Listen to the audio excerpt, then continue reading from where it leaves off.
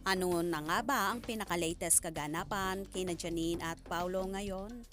Busy nga si Janine Gutierrez sa kabi-kabilang mga endorsement, kagaya na lang ng Gucci at kung ano-ano pa.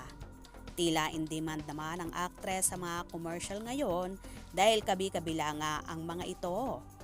Busy rin ang actress sa Sunday variety show na Asap Natin To. Bukod pa rito, ay may natapos ng 2 movie ang dalaga na hindi pa lang ina-announce ang buong detalye tungkol dito. May gagawin ding teleserye si Nini kung saan makakasama niya ang multi-awarded at kapamilya actress na si Jody Santa Maria. Wala pa namang idinidetalye kung ano ang tema ng seryeng ito at kung sino ang magiging leading man dito ni Janine. Ang naturang serye ay under ng Dreamscape Entertainment.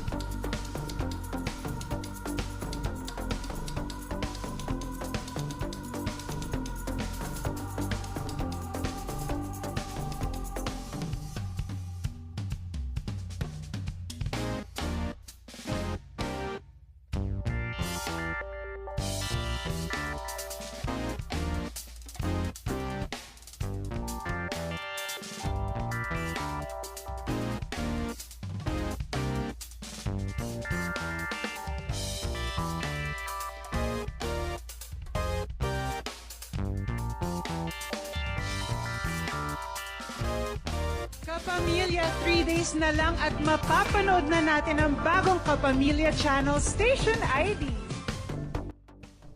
While si Paulo Avellino naman ay busy sa taping ng seryeng What's Wrong with Secretary Kim.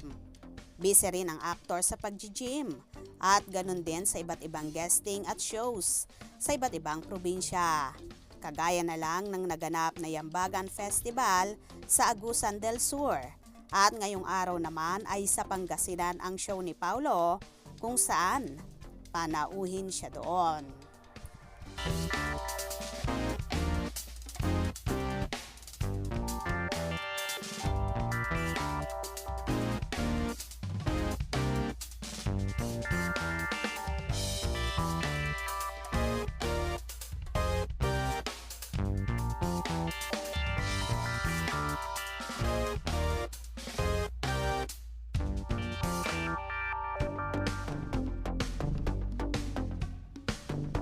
Samantala, nagbahagi rin ang aktor sa kanyang Instagram kung saan maaga silang nagja-jogging kasama ang kanyang mga kaibigan.